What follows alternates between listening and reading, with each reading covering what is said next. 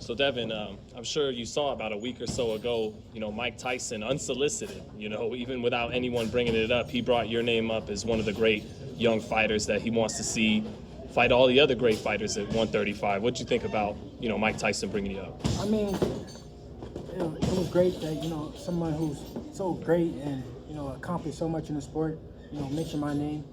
You know what I'm saying? I've been around Mike since I was a young pup, since I was about 9, 10 years old. So, it was good to hear him, say my name.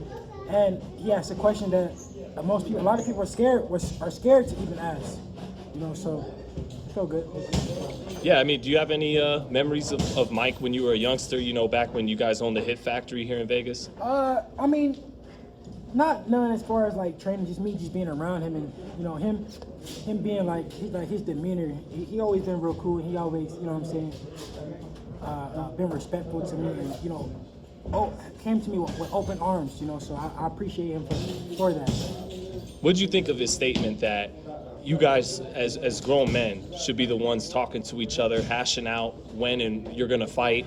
As opposed to always trying to say you can't do it because of this manager or this promoter or this network.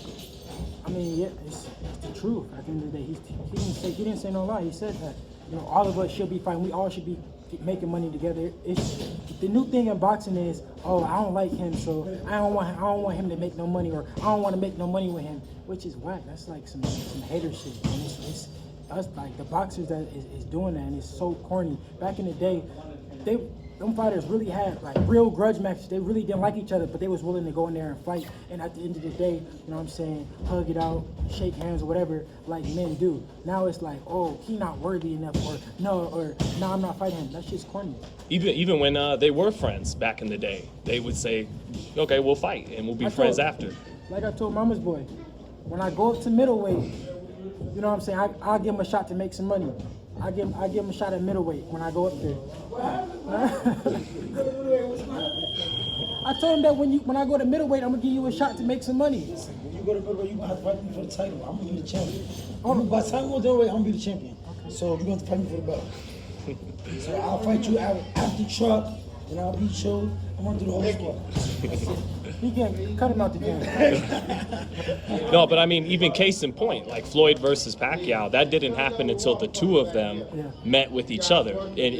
So would you think that's how it's going to happen? You versus Tank, you versus Loma, and these guys I mean, of course, that's boxing. That's boxing. Of course, we're going to have to fight each other, whether we like it or not, whether they want to or not. It's just the fans just got to demand these fights. And at the end of the day, it is what it is. The best going to have to fight the best. I know you personally. Whether we like it or not, whether we feel like they don't deserve money, or I don't want to see him with money, or what it is what it is. I know you personally, when Adrian Broner was in town about a year ago, you said, let's fight. Lomachenko, you showed us the direct messages of trying to contact him directly. Yeah. Are you going to be... hey, Loma finally responded to me, too. When? I don't know. I got to see. Maybe I posted it, maybe I didn't. I don't know. Let me see.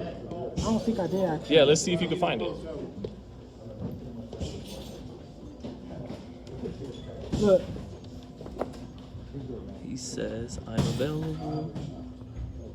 I will keep it in mind. Okay. Progress. Look, I said, Lomachenko versus Haney, pay-per-view money. I'm available. I will keep in mind. Kept the English basic for him, too. I will keep in mind. How long ago was that? Yeah, when was that? August. Of last year. Oh, no, this year. Yeah. Dang. And he already... Were we in October? Yeah. 2 months ago, so this was recent. Oh. What? Will you be trying to contact him again if he can get past Lopez next Saturday? I got Gamboa ahead of me, so of course, right. Maybe after that fight, of course, I'm willing to make that fight and any other fights that's possible. But my main focus right now is Gamboa. I cannot look past him. I know that he's gonna come to fight. He's bringing in his all, and I'm gonna go in there and showcase my skills, show the world that I am the best lightweight, and no one beat Gamboa like I will.